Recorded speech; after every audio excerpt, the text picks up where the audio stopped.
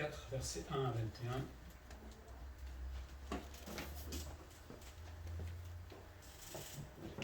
Ainsi qu'on nous regarde comme des serviteurs de Christ et des dispensateurs des mystères de Dieu. Du reste, ce qu'on demande des dispensateurs, c'est que chacun soit trouvé fidèle. Pour moi, il m'importe fort peu d'être jugé par vous ou par un tribunal humain. Je ne me juge pas non plus moi-même, car je ne me sens coupable de rien. Mais ce n'est pas pour cela que je suis justifié. Celui qui me juge, c'est le Seigneur. C'est pourquoi ne jugez de rien avant le temps, jusqu'à ce que vienne le Seigneur qui mettra en lumière ce qui est caché dans les ténèbres et qui manifestera les desseins des cœurs. Alors chacun recevra de Dieu la louange qui lui sera due. C'est à cause de vous, frères, que j'ai fait de ces choses une application à ma personne et à celle d'Apollos, afin que vous appreniez en nos personnes à ne pas aller au-delà de ce qui est écrit, et que nul de vous ne conçoive de l'orgueil en faveur de l'un contre l'autre. Car qui est-ce qui te distingue? Qu'as-tu que tu n'aies reçu? Et si tu l'as reçu, pourquoi te glorifies-tu comme si tu ne l'avais pas reçu? Déjà vous êtes rassasiés, déjà vous êtes riches, sans nous vous avez commencé à régner, et puissiez-vous régner en effet, afin que nous aussi nous régnions avec vous. Car Dieu, il me semble, a fait de nous apôtres les derniers des hommes, des condamnés à mort en quelque sorte, puisque nous avons été un spectacle au monde, aux anges et aux hommes. Nous sommes fous à cause de Christ, mais vous êtes sages en Christ. Nous sommes faibles, mais vous êtes forts. Vous êtes honorés, et nous sommes méprisés. Jusqu'à cette heure, nous souffrons la faim, la soif, la nudité. Nous sommes maltraités, errants çà et là. Nous nous fatiguons à travailler de nos propres mains. Injuriés, nous bénissons. Persécutés, nous supportons. Calomniés, nous parlons avec bonté. Nous sommes devenus comme les balayures du monde, le rebut de tous jusqu'à maintenant. Ce n'est pas pour vous faire honte que j'écris ces choses, mais je vous avertis comme mes enfants bien-aimés. Car même si vous avez 10 000 maîtres en Christ, vous n'avez cependant pas plusieurs pères, puisque c'est moi qui vous ai engendré en Jésus-Christ par l'Évangile. Je vous en conjure donc, soyez mes imitateurs. Pour cela, je vous ai envoyé Timothée, qui est mon enfant bien-aimé et fidèle dans le Seigneur, et il vous rappellera quelles sont mes voies en Christ, quelle est la manière dont j'enseigne partout dans les églises. Quelques-uns se sont enflés d'orgueil, comme si je ne devais pas aller chez vous. Mais j'irai bientôt chez vous, si c'est la volonté du Seigneur, et je connaîtrai non les paroles, mais la puissance de ceux qui se sont enflés. Car le royaume de Dieu ne consiste pas en paroles, mais en puissance. Que voulez-vous, que j'aille chez vous avec une verge, ou avec amour et dans un esprit de douceur? Juste pour rappeler un peu le contexte de notre chère épître de Corinthiens, c'est une église difficile, un peu pénible, divisée, qui remettant en question l'autorité de l'apôtre Paul, le fondateur, comme il le dit, père de cette église. Alors évidemment, l'église appartient à Dieu, mais on a aussi vu qu'il y avait des hommes qui s'appuyaient sur leur propre sagesse, la sagesse des hommes, la sagesse du monde, la sagesse de la philosophie, mais pas sur celle de Dieu. Et donc forcément, quand on s'appuie sur notre sagesse, ça n'amène pas très loin généralement. Et Paul avertit aussi les Corinthiens quant à la manière de bâtir, on avait vu ça la dernière fois, on ne doit pas bâtir n'importe comment l'église de Jésus-Christ. Et là, il va s'intéresser à quelque chose, je crois qu'on ne parle pas assez souvent dans l'église, l'orgueil. Il va dénoncer l'orgueil de ces faux docteurs, ces Corinthiens qui étaient là, qui s'étaient un petit peu introduits. Et l'orgueil, c'est un péché qui est discret. Quand vous tuez quelqu'un, vous le voyez, il y a la police, il y a tout ça. Quand vous volez, vous vous faites arrêter. Mais l'orgueil, ça ne se voit pas. Vous ne pouvez pas voir mon orgueil. C'est au fond de notre cœur. Et c'est quelque chose qui est rarement aussi discipliné. Il y a beaucoup d'orgueil des fois dans l'église, mais si quelqu'un est dans l'adultère, on va le discipliner. Mais quand il a beaucoup d'orgueil et le démontre, là, on ne le discipline pas. Et pourtant, Paul le fait. Donc, on est tous orgueilleux, je vous rassure, on se parle tous là ce matin, moi le premier. On a beaucoup de choses à apprendre dans ce domaine-là, mais Paul, lui, ce qu'il dit, et c'est Christ qui le dit derrière, c'est pas parce qu'on est comme ça qu'on doit rester dans cet état-là. Il faut changer. Première chose qu'il dit, Paul, c'est qu'il faut refuser l'orgueil. Il va un peu se comparer à eux. Paul, lui, ne veut pas être vu comme un serviteur de Christ. Les autres se pavanaient dans l'église en disant, regardez, moi je suis de trucs et moi de machin. Lui, il veut être vu comme un serviteur seulement de Christ. À la réponse de « je suis deux », etc., Paul, lui, il dit « moi, je suis juste un simple serviteur. Vous êtes deux machins et deux bidules. Moi, je suis juste un serviteur. » Le mot « serviteur », ça souligne la subordination à quelqu'un, et à quelqu'un de supérieur. Et donc, Paul obéissait à Jésus-Christ, et ça sous-entend aussi des obligations à son égard. Bon, on connaît la vie de Paul, on savait qu'il avait son subordonné, c'était Dieu, et qui le suivait et obéissait vraiment. Bon, il n'était pas parfait, ça c'est sûr, mais en tout cas, sacré Paul. Et il dit qu'il est serviteur des qu'il est dispensateur aussi, pardon. Un dispensateur, c'est quelqu'un qui administre en fait les choses de quelqu'un d'autre, tout simplement.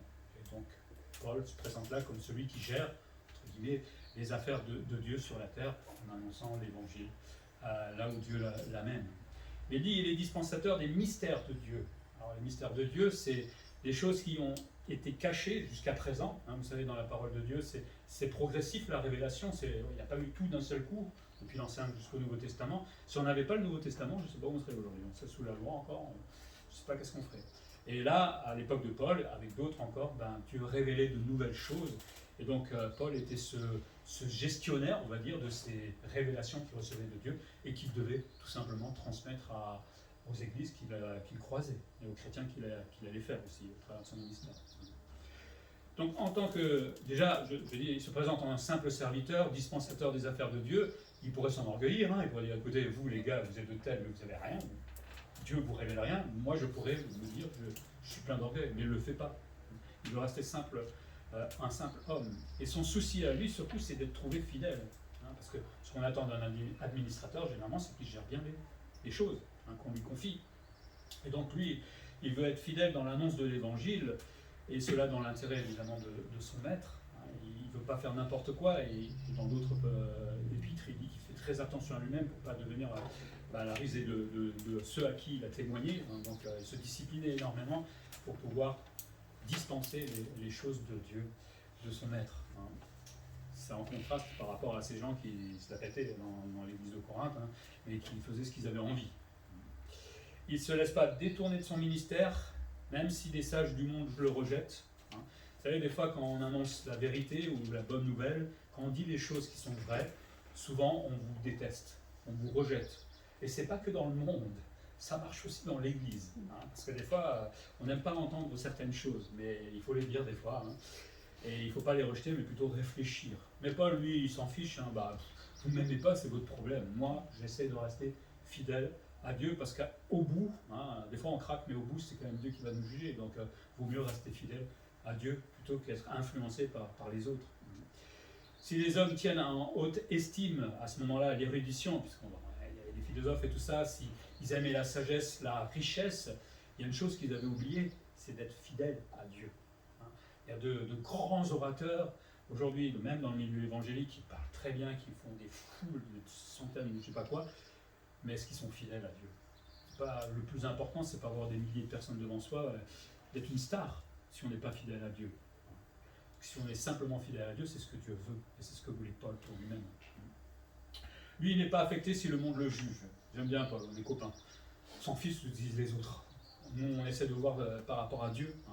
Il ne se juge pas lui-même déjà, c'est-à-dire dans la qualité de son service, parce qu'il sait peut-être qu'il ne serait pas juste, et comme il l'a dit, on l'a vu la semaine dernière, il sait qu'il passera devant le tribunal de Christ comme tout le monde, et que c'est Jésus-Christ qui l'évaluera. Donc ça ne sert à rien, on peut s'évaluer, on peut se dire je suis un paresseux, bon, ça jamais on se le dit. Je travaille trop, ça oui peut-être parce qu'on est hors de lui, mais ça c'est autre chose encore. Mais lui il ne se juge pas, il préfère que ce soit Dieu qui le fasse. Mais en même temps, il se sent coupable de rien, puisqu'il fait son boulot. C'est les Corinthiens qui l'accusent de mal faire son travail. Lui, par rapport à son service, il fait bien ce qu'il doit faire. Alors évidemment, il sait qu'il est pécheur. Il le dit plusieurs fois dans toutes ses épîtres. Mais là, on est plutôt dans le domaine du service. Alors comment, si lui ne se juge pas lui-même, s'il se sent coupable de rien, comment les autres peuvent le juger dans sa fidélité? C'est incroyable. C'est effronté, je trouve. Alors que eux sont pleins d'orgueil, font carrément le contraire de ce que Dieu demande, et peut-être sont tout simplement jaloux de lui. Ah oui, la jalousie, ça mène à beaucoup de choses. Donc quand quelqu'un vient vous juger, ne le prenez pas. Je sais que c'est pas marrant des fois, mais si c'est faux, moi, vous pouvez me dire ce que vous voulez, ça me passera complètement au-dessus. Je sais, moi et Dieu, on est en règle dans le domaine. Là, et si vous avez envie de parler sur moi, allez-y, faites un blog. On me fout complètement. Et par contre, on se verra après. On va discuter.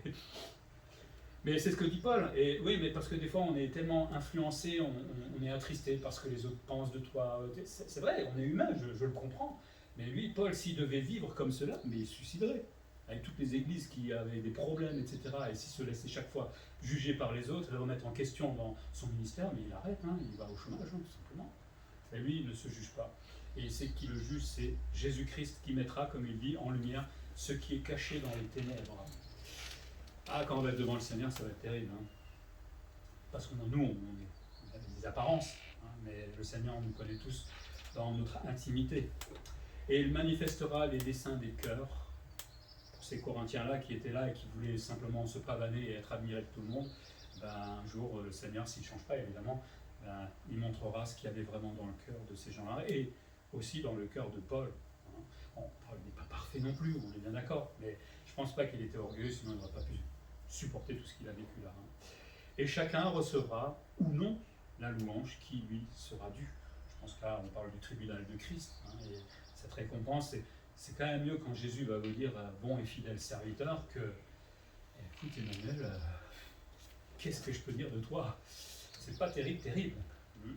Là, devant Jésus-Christ, alors on n'y pense pas tous les jours et on continue à vivre un peu comme si ça n'existait pas, mais un jour on sera vraiment devant le Christ. Et ça, il faut y réfléchir. Ensuite, Paul se présente comme un témoin, versets 6 à 7, et un témoin pour que les Corinthiens apprennent de lui et d'Apollos. Il est un témoin et il devrait apprendre de lui tout simplement. Et il dit que lui et Apollos ne sont pas allés plus loin que ce qui est écrit. Contrairement évidemment à ces faux docteurs qui, à mon avis, annonçaient un faux évangile. Eux restent bien ancrés dans la parole de Dieu. J'ai envie de dire des fois, mais comment moi je sais si je déborde ou pas? Parce que la plupart ne connaissent pas la Bible en entier. Comment savoir si je déborde ou pas? Lisez la Bible en entier, comme ça vous saurez. Un peu de pub, c'était la page réclame. Mais eux obéissent aussi à la parole, et non sur les penchants ou les opinions que le monde a. Et ça va très vite des fois de mélanger ce que les gens pensent, les commentaires peut-être même, à droite et à gauche, et de faire un mixte avec la doctrine de Dieu. Non, eux obéissent fermement à la parole de Dieu. Et donc vous, Corinthiens, comme il leur dit, vous devez apprendre de nous, de Apollos et de Paul. Le mot apprendre, là, c'est un mot qui est apparenté au mot disciple. Vous devez être des disciples, c'est-à-dire vous êtes des gens qui devaient mettre en pratique la parole de Dieu, et non pas imaginer un peu ce que vous avez envie. Et il dit, Paul, et il est clair, ne concevez pas de l'orgueil les uns contre les autres. Moi je suis d'eux, moi je suis de Bins, moi je suis de Jésus. Tout le monde est de Jésus. Comment on peut dire ça, quoi?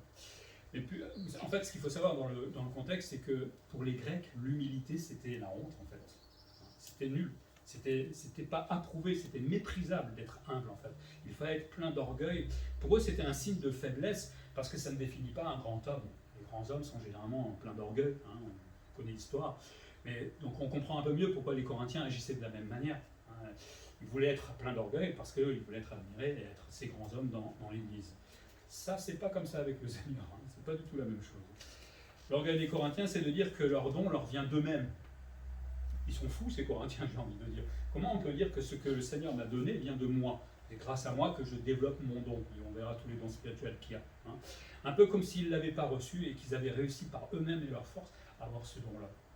C'est mentir, c'est aller au-delà de la parole de Dieu, c'est tricher, et c'est pas ce que Dieu dit. Mais tout ce qu'ils possèdent, les Corinthiens, ils l'ont reçu de Dieu. Si vous avez un don dans l'Église, une capacité de faire quelque chose, ça vient de Dieu. C'est pas vous un jour qui vous avez dit tiens, je vais prêcher. Je vais pas chercher, moi, pas du tout. Mais ou je vais faire telle ou telle chose, je vais être évangéliste. Non, c'est Dieu qui nous forme. Et ça change des fois les dons dans une vie, mais c'est Dieu qui nous forme. Et donc quand on reçoit, on ne va pas se dire qu'est-ce que je suis bon, c'est stupide. Ben oui, parce que ça vient de Dieu. Vous savez, Dieu peut l'enlever, du jour au lendemain, vous êtes malade, c'est fini. C'est vite réglé. Et tout cela, ils l'ont reçu de Dieu seulement par la grâce de Dieu. Donc, en fait, le don qu'on a, c'est un beau trésor qu'on ne mérite même pas, des capacités que peut-être on n'avait pas autrefois, et que le Seigneur nous confie, pas pour notre orgueil, mais pour le glorifier. Quand on fait quelque chose de bien de l'Église, c'est Dieu qui... c'est pas moi, c'est Dieu qui fait les choses avec moi. Aussi, aucun chrétien, normalement, devrait se glorifier. On ne peut pas se dire à un moment, qu'est-ce que je suis bon, qu'est-ce que je suis le meilleur dans l'Église, je sers mieux que les autres, je ne sais pas quoi. Toutes les qualités ou les dons, il les a reçus de Dieu, et il faut bien s'en souvenir. Dieu seul mérite d'être glorifié, nous dit Paul, parce que tout vient de lui. Le salut, on ne s'est pas sauvé soi-même, mais aussi tout ce qu'on va faire comme service dans l'Église. Si on devait le faire par nos propres forces, je pense qu'on n'y arrivera pas en fait. On ne tiendrait pas longtemps. Mais quand on le fait avec le Seigneur, il nous équipe et il nous donne la patience et la sagesse pour accomplir son don. Il dit à ces Corinthiens pleins d'orgueil, préférez l'humilité. Alors, ne vivez plus comme le monde, qui aime l'orgueil. On est chrétien aujourd'hui et on apprend à devenir humble. Paul avait présenté la vie de Christ aux Philippiens et parlait là on voit ça dans Philippiens, il a parlé de la vie chrétienne, mais qu'elle devait être humble, c'est le chapitre 2 si je me souviens bien. Et quand il parle de cette vie d'humilité, c'est donc toute une vie, mais qui va s'achever couronnée par l'exaltation, par la gloire. Le chrétien doit vivre sur la terre le plus humblement possible, mais au moment où on sera au ciel, c'est là où on va être glorifié par le Seigneur. Et inversement, si je vis plein d'orgueil, je ne vais pas être glorifié par le Seigneur là-haut. Je n'aurai pas de récompense. Mais les Corinthiens, eux, ils se disaient, on est chrétien, on va esquiver la première partie, c'est-à-dire on va esquiver le fait d'être humble pour juste profiter de la fin, là où on va être glorifié tout simplement, de régner, comme il dit Paul, de régner déjà. C'est comme s'ils étaient déjà dans le millénium, avec toutes les capacités, tout ce que le Seigneur va faire à ce moment-là d'exceptionnel. On remarque que certains finalement acceptent la bonne nouvelle juste pour ce qui les arrange. Moi je veux bien la gloire, mais le temps de l'humilité, bon, même nous-mêmes, si on nous offrait l'opportunité, tu veux la gloire aujourd'hui ou tu veux passer par les épreuves, l'humilité, tout ça? Vous avez fait votre choix? Pareil. Enfin bon, on a accepté humblement de vivre quand même ce temps sur la terre d'humiliation parfois, parce qu'on a besoin de l'être. Mais eux avaient choisi ce qui les arrangeait. C'était que par pur intérêt. Et beaucoup aujourd'hui aiment Dieu juste par intérêt. Il y en a qui aiment Dieu juste parce qu'ils les aiment. Non, on n'aime pas Dieu juste parce qu'il m'aime, parce qu'il a beaucoup d'autres choses. On aime Dieu parce qu'il donne des bénédictions. Alors ça, aujourd'hui, l'évangile de prospérité, si Dieu me bénit, donc j'aime Dieu. Mais quand Dieu rafle tout d'un coup, je dois aimer Dieu ou pas? Oui, je peux continuer à l'aimer. Dieu n'a jamais promis qu'il me bénirait tout le temps, qu'il me donnerait tout le temps tout. Il n'a jamais dit ça. Au contraire, il parle plutôt de persécution, de difficulté dans sa parole. Donc on n'a pas à choisir ce qu'on veut dans le programme de Dieu pour le chrétien. On doit passer cette vie difficile sur la terre. C'est pas la faute de Dieu, c'est à cause de nous, c'est notre péché. Mais un jour, on rentrera dans la gloire et tout ça, ça sera fini. Mais même quand on sera rentré dans la gloire, on sera absolument parfait. Et donc parfaitement humble. C'est ça qui est intéressant. On ne se glorifiera pas comme on le ferait sur la terre, mais selon le Christ. Et donc Paul dénonce cet orgueil immense des Corinthiens. Il dit ils sont déjà rassasiés, ils sont comblés. Mais qu'est-ce que c'est que ces Corinthiens, alors qu'ils devraient avoir soif de justice en pratique, d'humilité, de faire ce que le Seigneur leur demande de faire? Non. C'est bon, nous on est parfait aujourd'hui, on est des chrétiens comme il faut, on est comblés, on n'a besoin de rien en fait. Paul dit, ils sont déjà riches, ils se prenaient un peu comme des rois qui faisaient ce qu'ils voulaient déjà, en fait, comme s'ils étaient dans le millénium. Et il dit, ils ont déjà commencé à régner, mais sans Paul, sans Apollos et sans Christ, parce que souvenons-nous que Christ ne règne pas encore là. Donc eux étaient déjà presque dans le millénium, alors qu'il faut que Christ soit le roi de ce millénium, n'oublions pas. C'est dire l'orgueil dans lequel qu'ils avaient dans le cœur, ils allaient extrêmement loin, et ils revendiquent leur couronne avant même que le Seigneur n'ait reçu la sienne. C'est extraordinaire d'agir à ce point-là. Oh, on n'est peut-être pas comme ça nous, mais on agit avec l'orgueil dans d'autres domaines, et de la même manière, des fois, ça peut aller extrêmement loin, parce qu'on le protège, notre petit ego. C'est mon chéri, mon petit cœur. Mais Paul les reprend là, tout simplement. Et c'est pour ça que je disais tout à l'heure, il les discipline d'une certaine manière. Et il ne peut pas laisser l'Église agir de cette manière-là avec des hommes pareils. C'est pas possible, il faut les reprendre à un moment. Donc Paul rappelle que le vrai serviteur de Dieu, il est humble.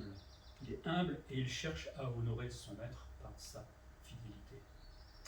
Puis, les versets 9 à 13, il va faire un contraste entre le serviteur humble et le serviteur orgueilleux. Et va se donner en exemple, enfin l'exemple des apôtres, comme il dit, c'est les derniers des hommes. Ils sont persécutés, ils sont outragés à cause de la bonne nouvelle de Dieu. En d'autres termes, eux, ils sont sur le terrain en train de se prendre tout dans la figure, pendant que ces faux docteurs, ces hommes-là qui sont enflés d'orgueil, ils sont tranquillement dans l'église, sans souci, sans problème. Et ils accusent l'apôtre Paul de plein de choses. C'est triste. C'est triste de faire cela. Ils se traitent comme des condamnés à mort, en spectacle au monde et aux anges. Les anges voient ce que l'on fait. On verra ça dans 1 Corinthiens 11. Le monde voit aussi comment est Paul, ce qu'il voulait faire, annoncer l'évangile, mais il freinait tout le temps son travail. Et voilà ce qu'attend le vrai serviteur. C'est ça que Paul veut dire. Si tu veux vraiment servir le Seigneur, ne te dis pas que tu vas être tranquillement au chaud dans l'église. Non, il faut aller sur le terrain et tu vas te prendre des baffes, tu vas te prendre un tas de choses, des souffrances. Tu vas être rejeté pour la vérité de la bonne nouvelle de Jésus-Christ. Sauf si tu racontes n'importe quoi. C'est ça, être un vrai serviteur. C'est pas eux là qui sont en train de se pavaner, plein d'orgueil et qui font absolument rien. Venez avec moi un peu, dit Paul. Venez peut-être avec moi sur le terrain, vous allez voir ce que c'est d'évangéliser vraiment. Et continue, il est fort quand même. Il dit les apôtres sont comme fous, considérés comme fous à cause de Christ. Eux, ils suivent le chemin de Jésus-Christ. Et ce chemin, c'est vrai, c'est une folie pour le monde, mais moi, la vie de Paul, c'est quand même quelque chose d'extraordinaire, même d'autres hommes dans la parole de Dieu, mais c'est le chemin de l'humiliation, de l'écrasement, de l'obéissance, tout ça pour annoncer la bonne nouvelle de Jésus-Christ. Il faut accepter de vivre comme cela. C'est pas évident, et c'est encore pire quand vous l'acceptez, vous le faites sincèrement, fidèlement, et que les autres vous remettent tout en question et vous jugent. C'est triste, c'est ce que faisaient les Corinthiens.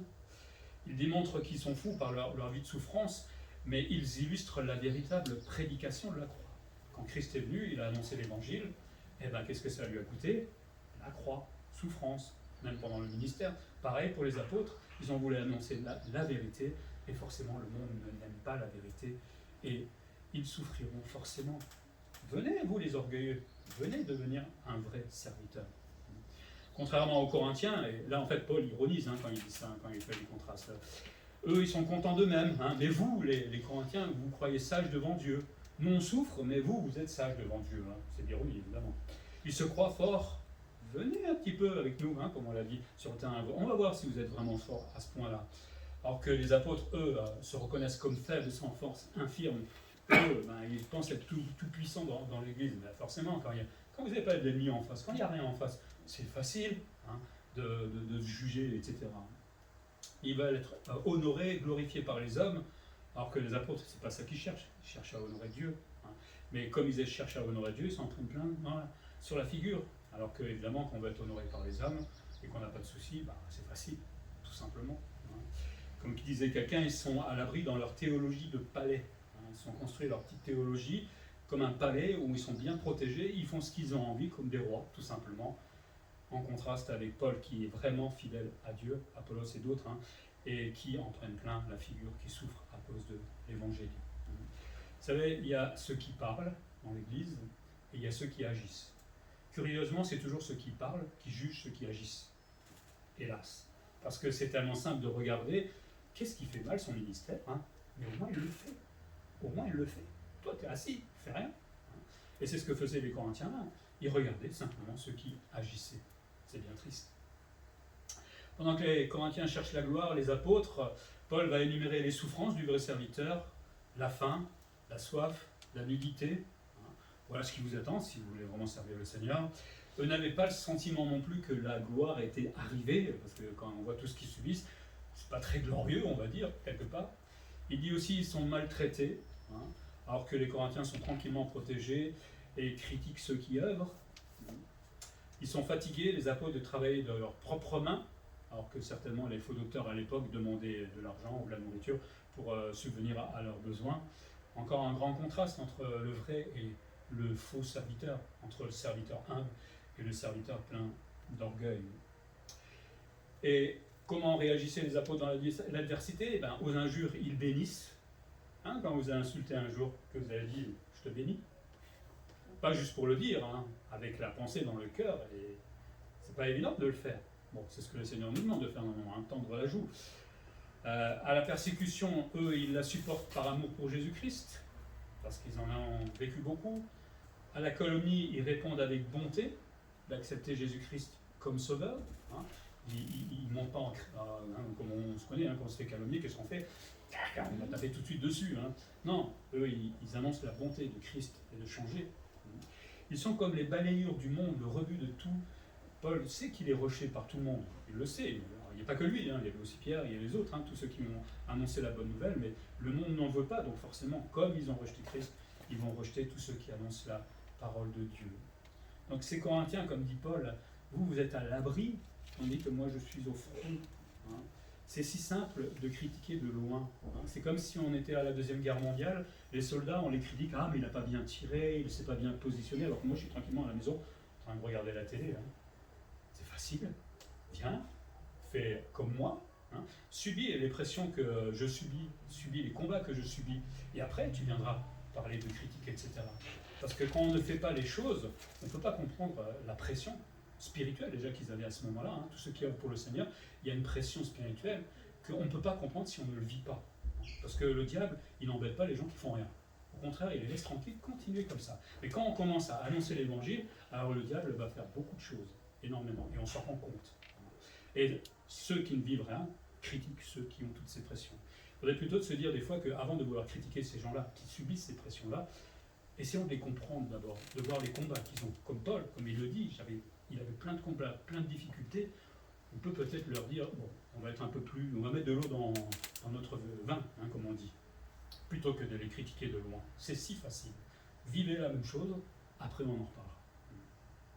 Donc Paul dit, il est facile de critiquer les serviteurs sans connaître et sans porter leur combat spirituel. Beaucoup de gens critiquent, mais prenez une fois le combat spirituel que la personne a sur vous. Et on vous le laisse une semaine. On verra ensuite ce qui se passera. Peut-être qu'il faudrait le faire, c'est dommage qu'on ne puisse pas donner ça comme ça à droite et à gauche pour qu'on comprenne ce que c'est. Et peut-être qu'il y aurait beaucoup moins de critiques, et particulièrement de ceux qui ne font rien dans l'Église, et peut-être l'Église se porterait beaucoup mieux. En tout cas, c'est ce que dénonce là l'apôtre Paul à ces Corinthiens. Arrêtez d'être orgueilleux, arrêtez de vous la péter. Venez sur le terrain, venez sur le front, venez voir ce que c'est qu'être humble vraiment. Et troisième chose qu'il nous dit, c'est que l'orgueil est toujours perdant. On peut être plein d'orgueil, vous allez continuer à avoir de l'orgueil, mais à la fin, vous perdez de toute façon. C'est ça qui est triste. Et Paul va avertir les Corinthiens. Il ironise, hein, là, mais en ironisant, il ne voulait pas leur faire honte, parce qu'il dénonce leur orgueil, il dénonce leur façon d'être, attitude, etc. Donc quelque part, les Corinthiens devraient avoir honte. Il dit, bon, je suis votre père, quelque part, je n'ai pas envie de vous mettre la honte, mais non, les Corinthiens n'ont pas honte, au contraire, ça leur fait absolument rien. Hein. Et on a l'impression qu'ils sont devenus complètement insensibles à la parole de Dieu. Ça tombe dessus. Et donc ils n'ont pas honte, hein, et ce que Paul veut, lui, c'est qu'il y a un changement qui se produise dans le cœur, provoquer une vraie humilité. Alors là, il n'y a que le Saint-Esprit qui peut le faire, hein, à part les marteaux peut-être, mais ça fait mal à la tête à un moment, mais ça rend pas humble, hein, ça rend gaga après. Mais si on se sent orgueilleux, et comme j'ai dit, on l'est tous, hein, c'est bien de temps en temps dans nos prières, hein, peut-être on l'intégrera dans Notre Père, je ne sais pas, mais Seigneur, montre-moi où j'en suis dans mon orgueil. Et montre-moi si j'en ai trop. Alors, de toute façon, il va montrer parce qu'on en a tous trop. Hein. Mais on peut le diminuer et apprendre à devenir un peu plus humble chaque jour, un peu plus. Hein. Et c'est ce que veut Paul. Et sa motivation là, c'était pas de venir avec le bâton, comme il dit à la fin, c'est facile ça. Lui, il les a engendrés. Il dit, c'est moi le Père, là, c'est moi qui vous ai engendrés, hein, spirituellement évidemment. Hein. Et vous êtes les enfants. Pourquoi les enfants sont en train de reprendre le Père déjà, hein. Et quelles sont ces motivations des faux docteurs? Ben, la seule motivation que vous avez, c'est l'orgueil. C'est tout ce que vous avez au fond de votre cœur. Ben, changez maintenant. Changez. Et Paul les appelle à l'imiter. Hein. Soyez mes imitateurs, pas pour les bonnes choses, mais en termes d'abnégation, en termes d'amour, en termes de service. Démontrez par des actes votre humilité. Hein. Quand quelqu'un dit « je suis humble », ouais, et ça se voit pas. Ça se voit pas. C'est quand. Alors si quelqu'un me dit un jour que je suis humble, je vais juste te mettre en colère 2 minutes. Tu vas voir, on va voir si tu es vraiment humble. Mais devenez-le. En pratique, ça se voit l'humilité. Alors personne n'est parfaitement humble non plus, puisqu'on a notre nature pécheresse qui est là, évidemment. Mais on peut quand même. Il y a quand même des pas à faire dans notre croissance spirituelle. Les chrétiens n'ont qu'un seul maître, hein, il dit Paul. Ils étaient fiers de tel ou tel. Moi j'appartiens de lui, de machin et de bidule. Et Paul dit, mais même si vous aviez 10 000 maîtres, on s'en fiche. C'est pas ça qui est important. Le seul maître que vous ayez, c'est Jésus-Christ. Donc ça calme tout de suite l'orgueil. On a tous le même maître. Donc je ne peux pas me comparer à l'autre en disant, moi j'ai un meilleur maître que toi. Ah bah non, le maître il est meilleur que moi, etc. Enfin bon, on se comprend. On n'a qu'un seul maître. maître, c'est Jésus-Christ.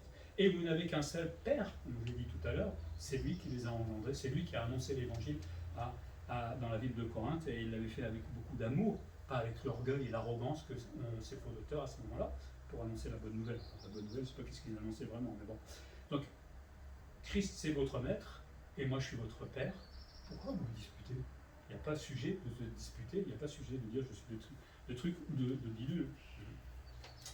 Donc, ce qu'il veut, c'est qu'il les imite, hein, et pour cela, il envoie Timothée comme un témoin de ce que fait Paul. Hein, il l'a envoyé, mais c'est pour que quelqu'un d'autre, à part Paul, puisse témoigner de ce que fait Paul en termes de service, en termes de doctrine, qu'il est vraiment fidèle au Seigneur. C'est bien quand quelqu'un d'autre peut parler de vous dans ces termes élogieux, mais au moins, il y a 2 témoins. Hein, il n'y a pas qu'un seul qui dit moi je vais tout. Il y a quelqu'un qui peut le démontrer. Et Timothée va justement leur rappeler ce qu'enseigne Paul dans les églises, et il va être face à ces faux accusateurs, ces faux docteurs qu'il y avait dans l'église, et il pourra leur dire mais ce que vous dites là c'est faux, parce que moi je vois ce que fait Paul, je l'ai accompagné, je sais ce qu'il a fait, donc vous là les faux docteurs, vous mentez tout simplement. Et ça va peut-être aider les autres à comprendre qu'ils sont dans l'erreur, évidemment. Et il fait un constat encore, Paul, il dit quelques-uns se sont enflés d'orgueil. C'est un peu crescendo. Au début, il disait arrêtez d'être orgueilleux, mais là, il y en a qui s'enflent. Hein. C'est des ballons, hein, vous savez, on s'envole. Parce que malgré tout ce que vient de dire Paul, non, nous avons raison. Hein. Et ça, c'est évidemment les détracteurs de Paul qui pensaient qu'il était plutôt un lâche, hein, parce qu'il envoie Timothée à la place de Paul. Hein, ils disent bah ouais, mais tu aurais pu venir en personne, comme ça au moins on aurait pu parler face à face, mais toi tu envoies Timothée. Donc pour les faux docteurs, Paul était un lâche à ce moment-là. Et là, il enfle d'orgueil encore. Il ment, évidemment. Mais leur orgueil refusait tout simplement la venue de Paul. Ils demandent qu'ils viennent, mais en fait, ils ne voulaient pas qu'ils viennent, hein, ils voulaient avoir la paix, évidemment. Et parce qu'ils n'ont pas besoin d'être enseignés, tout simplement. Et surtout parce qu'ils n'aiment pas être repris. On sait qu'on a de l'orgueil à partir du moment qu'on nous dit quelque chose, qu'on vous reprend et que vous le refusez. À ce moment-là, il y a de l'orgueil, c'est clair. C'est pas agréable d'être repris, je le sais, mais on peut être repris, prendre le temps de réfléchir à cela, hein, plutôt que monter au créneau tout de suite et laisser notre orgueil agir, parce qu'un jour c'est le Seigneur qui le fera, et là, ça sera pire. Il vaut mieux être des fois repris par exemple que par le Seigneur. Mais Paul, comme il dit, il viendra visiter les Corinthiens. Hein. Si, mais moi je suis le plan de Dieu. Hein. Je ne fais pas comme vous qui savez tout. Moi j'ai un Dieu là-haut qui m'amène là ou là, et je le suis comme un fidèle serviteur. Donc c'est quand Dieu le décidera que j'irai vous rendre visite. Donc ne me traitez pas de lâche. Ne dites pas que j'envoie Timothée à ma place. C'est Dieu qui décide pour cela. Il ne peut pas être partout. Hein. Et donc il dit, je vais venir et je vais écouter la parole de ces faux docteurs, de ces détracteurs. Hein. Tout votre blabla intellectuel, philosophique et de tous ces prétentieux. Hein. Allez-y, maintenant parlez, maintenant je suis là. Vous savez, hein, quand on parle de quelqu'un de loin, c'est facile. Hein. Mais quand vous allez le confronter en face, il rigole moins déjà. Là, on parle différemment d'un seul coup. Hein. Notre langage, il change complètement. Bah ouais, parce qu'on a peur. C'est tellement facile d'accuser ou de dire quelque chose sur l'autre quand il n'est pas là. Mais il a dit, moi, vous allez connaître, non, je viens, mais c'est pour connaître votre puissance, hein. C'est-à-dire la capacité de pratiquer l'évangile, de la mettre fidèlement en pratique dans le quotidien de votre vie. Allez-y, maintenant, montrez-moi, vous, faux docteurs, si vous avez la bonne doctrine, si vous l'enseignez correctement, si vous vivez l'évangile comme le Seigneur nous demande. Et là, on va voir si vous avez de la puissance, parce que c'est pas du blabla, l'évangile, c'est la pratique, hein. On peut connaître toute la Bible par cœur, il y en a qui la connaissent, ils ne sont pas chrétiens. Pas croyants. Hein. Donc c'est pas qu'une question de connaître l'évangile, il faut aussi le mettre en pratique. Et la mise en pratique, c'est la puissance justement de l'évangile, parce que quand on met en pratique l'évangile, elle devient puissante quand on apprend à aimer le prochain, quand on apprend à pardonner le prochain. C'est là où on voit que c'est puissant. Car le royaume de Dieu ne consiste pas en parole, dit Paul, mais en puissance. Et cette puissance, évidemment, on l'a pas en nous. Hein. C'est le Saint-Esprit qui nous la donne aujourd'hui. C'est lui qui me permet de pardonner, qui me permet d'agir pour le Seigneur. Hein. Et Paul l'avait dit dans le chapitre 2 que lui, simple serviteur, il ne compte pas sur ses forces, mais sur la puissance que donne le Saint-Esprit.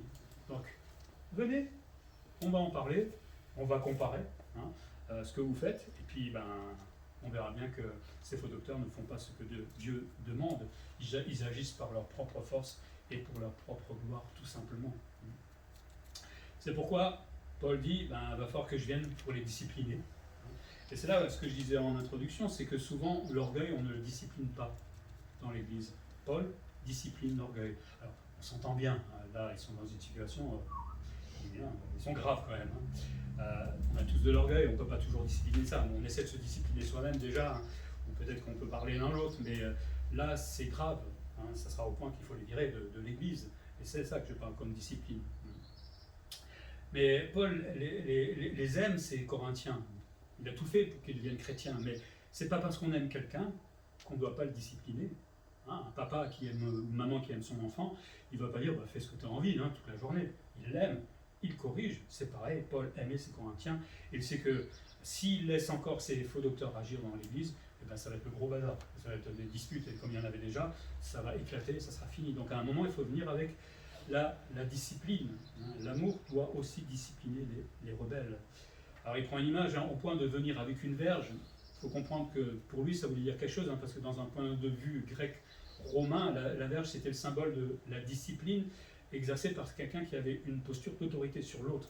Donc quand Paul il dit je viens avec la verge, c'est pas pour taper juste comme ça, c'est pour leur rappeler que je suis l'apôtre Paul. Et là c'est pas avec l'orgueil qu'il me dit, mais c'est le Seigneur qui m'a envoyé, c'est lui qui travaille au travers de moi, et c'est moi qui ai autorité sur vous, c'est pas l'inverse en fait. Et donc, évidemment, je ne sais pas si tout le monde va l'accepter dans cette église quand il est venu, mais voilà, c'est lui qui a l'autorité. Donc arrêtez de remettre ces choses en question. C'est pas parce qu'on a l'autorité qu'on ne peut pas faire mal des fois, on est bien d'accord. Mais on ne remet pas l'autorité, en tout cas pas celle de Paul, à ce moment-là, en question. Mais Paul dit, je pourrais venir comme ça, mais ce que j'ai envie, c'est plutôt d'aller voir avec amour. C'est-à-dire que tout le monde est apaisé et qu'on puisse tout simplement discuter tranquillement. Je ne crois pas trop que ça soit passé comme ça avec certains à ce moment-là, mais c'est tellement plus simple. Si on a des différences sur la doctrine, si on a des différences dans la façon de faire, pourquoi on se dispute? On prend le temps de parler. Et vous savez, le temps, des fois, c'est extraordinaire, parce qu'on doit des fois arrêter certaines choses. Moi, quand j'étudie, des fois, j'arrête les choses, parce qu'avec le temps, curieusement, quand on revient sur les choses, on se rend compte que, tiens, je le vois plus sous le même angle. Et ça fait du bien. Ou quand on a un différent avec quelqu'un d'autre, des fois il faut laisser un peu de temps. Comme ça, on s'apaise tous, plutôt que se taper les uns sur les autres et sur la tête. Donc Paul appelle les orgueilleux à changer d'attitude, et d'habitude aussi à mon avis, pour tout simplement honorer Christ. Pour terminer, ce chapitre, ça rappelle la réalité de l'Église, hélas. L'orgueil est dans l'Église. On l'a dit, on est des êtres humains, on est des pécheurs encore, on a plus ou moins de l'orgueil. Avec le temps, on devra en avoir de moins en moins en tant que chrétien, mais ce que je voulais aussi faire comprendre, c'est que souvent on pense que l'orgueil, c'est compris dans le sens de se sentir supérieur aux autres. Mais l'orgueil, c'est pas que ça. L'orgueil, c'est par exemple de refuser d'obéir à Christ. Par exemple, si je ne veux pas grandir spirituellement, ou si je ralentis ma croissance spirituelle, je suis en train de désobéir à Christ, c'est de l'orgueil. Si mon service est négligé avec beaucoup d'excuses, j'ai pas le temps, je ne peux pas ci et ça, c'est de l'orgueil. Je désobéis à Christ. Si je ne suis pas régulier au rendez-vous que Dieu me donne, c'est pas moi qui demande de venir à l'église. Si c'était moi, je dormirais toutes les journées. Mais Dieu nous donne des rendez-vous. Si je les manque, c'est de l'orgueil, parce que je dis, je n'ai pas besoin, j'ai autre chose à faire. Ne pas agir comme Dieu demande, c'est de l'orgueil. Nous, on sait ce qui est bon pour nous souvent. Voilà, quand je ne fais pas les choses comme Dieu le veut, c'est parce que je sais que c'est bon pour moi. Mais ça, c'est de l'orgueil aussi, quelque part. Puis il y a l'orgueil dans la façon des fois dont on manipule Dieu avec ses propres désirs. J'appelle ça le Dieu égo. Vous connaissez le Dieu égo qu'on a tous au fond de notre cœur? Il manipule Dieu ou ce que Dieu veut en fait, puisqu'on fait ses propres commandements. Bon, on obéit aux commandements, les gros, mais il y en a quelques-uns de temps en temps, presque là. Voilà, très bien comme ça. On fait sa propre définition de la sanctification. Il va tranquille, je ne suis pas pressé de grandir avec le Seigneur. Et puis, est-ce que Dieu m'a vraiment demandé de faire ça ou ça? Oui, peut-être, peut-être pas. Enfin, on sait très bien que c'est le cas. On fait sa propre doctrine, mais légèrement changée par rapport à la Bible. Mais ça m'arrange. Et je n'ai pas besoin d'obéir. Mais comme peu connaissent déjà la Bible, souvent c'est une catastrophe. On peut refuser de reconnaître ses péchés. Pas ceux qui sont évidents, hein, quand je me mets en colère ou quand je me fâche, ou je sais pas, là on est obligé de le reconnaître parce que les autres l'ont vu. Mais ceux qui sont peut-être plus subtils, nos pensées. On disait tout à l'heure que on peut parler des autres si on parle en mal. On ne le reconnaît pas comme un péché. Pourtant, c'est pas la gloire de Dieu. Hein. L'argent. Parler de l'argent. Surtout en France, il faut surtout pas parler d'argent. Alors pour les chrétiens non plus, mais ça peut devenir un péché à un moment, hein, si on ne donne pas au Seigneur ce qu'il mérite. Les tout petits mensonges. Hein, on connaît. On ne dit pas tout en fait. Hein. Ou alors on s'excuse d'une manière ou d'une autre, mais c'est pas un mensonge, c'est tout petit. Il faudrait trouver un mot pour cela. C'est un mensonge, qu'on le veuille ou non. On ne dit pas la vérité. Ne pas dire la vérité, justement. Hein, quand on vous pose une question et que vous ne dites pas la vérité, ben c'est un mensonge tout simplement. Bon, après, c'est pas des fois, il ne faut pas tout dire, mais quand même, se vexer. Est-ce que quand vous vous vexez, ou quand on est susceptible parfois, est-ce que vous reconnaissez que c'est l'orgueil qui parle là? Un chrétien ne devrait plus être susceptible, normalement. On entend, hein, il y a des choses. Mais normalement, on devrait accepter d'être repris par le Seigneur ou peut-être par quelqu'un dans l'Église. Vous voyez, tous ces tout petits péchés qui, finalement, sont sujets à l'orgueil. Le refus de pardonner l'autre, comme Christ me pardonne. On en parlera certainement dans la prière qu'on va avoir avec Notre Père. Hein. C'est des situations où on découvre la vraie vie de chrétien que j'ai. Hein. Quand on est face au pardon, on sait où on en est avec l'orgueil, tout simplement. On est tous pareils, il ne faut pas croire. Aujourd'hui, on se dit, ça va, et demain, on va nous faire un gros coup et on va se retrouver aussi face à notre orgueil. Hein. Ne croyez pas ça. Mais on apprend aussi au fur et à mesure à pardonner. Mais peut-être avant de tout mettre sur l'autre qui vient de me faire du mal, regardons peut-être notre orgueil, notre cœur d'abord. C'est celui-là qu'il faut soigner d'abord, protéger tout simplement, pour que le diable ne vienne pas rajouter sa sauce comme il le fait généralement. Et puis cinquième et dernière chose, refuser la discipline ou l'autorité venant de l'Église. Je n'ai pas eu à le faire ici, mais il y a 2 semaines, non 3 semaines, on parlait avec les pasteurs que parfois il faut discipliner les gens. Hein, quand on ne les voit plus, quand ils vivent n'importe comment. Il y a des gens qui sont dans l'adultère et qui chantent dans les groupes de louanges devant tranquillement. Et on les laisse faire. Bravo les pasteurs. Ben non, je ne suis pas d'accord avec ça. Hein, c'est pas une question d'être parfait ou pas, mais quand même c'est un péché. Vous êtes dans le péché, vous n'avez pas loué Dieu devant, c'est l'hypocrisie totale. Donc à un moment, il faut discipliner, mais si vous allez voir la personne, elle va dire, bah non, alors on viendra 2 ou 3, et puis ça sera devant l'Église, mais l'Église a une autorité sur chacun d'entre nous. Comme les Corinthiens, beaucoup de chrétiens, lorsqu'on leur rappelle ce que Dieu attend d'eux, ben, qu'est-ce qu'ils font? Amen, c'est vrai, hein, je m'obéis. Non, on se braque, hein, on boude, hein, et on ne les voit pas pendant un petit moment. Et ils s'en vont de l'Église parfois aussi. Tout ça, tout ce que je viens de dire, hein, l'orgueil, c'est pas seulement se sentir supérieur, c'est toutes ces petites choses que notre ego au quotidien met en place, mais c'est pas le Saint-Esprit qui agit à ce moment-là. Et donc, quand on se retrouve dans une situation comme cela, on est humain, on est tous comme ça, hein, donc on se parle franchement, mais à ce moment-là, il faut juste laisser faire le Saint-Esprit et se reprendre. Et à ce moment-là, on guérit tout doucement avec le Seigneur. On craquera encore une fois ou deux parce que il y aura des pardons plus difficiles que d'autres. Mais si on veut vraiment, si on a compris que c'est un ennemi l'orgueil, pour moi d'abord, parce que c'est moi que je blesse généralement, mais aussi pour les autres, alors je me mets en action et je me mets à travailler ce domaine-là. Et dès que ça vient, calme-toi, hein, mon petit cœur. Allez, parlez un peu dehors, tranquillement. Hein. Et avec le Seigneur, et si ça passe pas, mettez-vous à genoux, priez, demandez au Seigneur la paix, tout simplement. Et je crois que le Seigneur agira dans ce sens-là. Donc c'est la réalité de l'Église, c'est nous, hein, tout simplement, on est comme cela, mais le Seigneur peut nous soigner, et c'est ça qui est formidable. Mais est-ce qu'on veut les soins? Il n'y a pas que les enseignants hein, qui sont orgueilleux, là je pense dans le contexte, mais certains qui font comme ils veulent, qui critiquent, qui sont supérieurs, hein, qui se sentent supérieurs justement, parce que quand on critique, on se sent supérieur, forcément, hein, puisqu'on remet en question ce que fait l'autre. Donc ça n'est pas destiné qu'aux enseignants. Paul appelle à l'humilité. Autrement, un jour, il faudra rendre des comptes. Vous savez, quand on sera devant le tribunal de Christ, on va rendre des comptes pour notre service, mais selon ce que j'ai fait de bien ou de mal dans ma vie, c'est mon cœur aussi qui sera évalué à ce moment-là.